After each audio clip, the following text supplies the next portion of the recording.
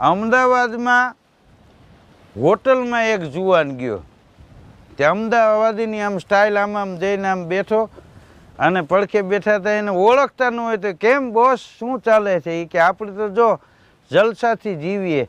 પપ્પાને કાલ કહી દીધું કે 3 ખોખા હાલો. હાલવા જ પડે. એ કે નાના ભાઈને 3 ખોખા હાલ્યા તો મને કેમ ન હાલે? અને આપણે લેવા જ પડે. શું કામ? નાનો ભાઈ દાંડ ખરો કે? જો એ લઈને વેડફી નાખે તો આપણે શું કામ ન વાપરીએ? પપ્પાએ 3 ખોખા હાલી દીધા.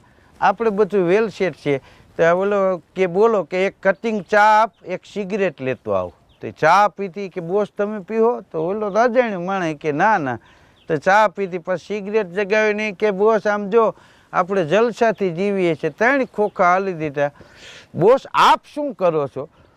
તો કે હું રિલાયન્સમાં નોકરી કરું. યાર કે આપણું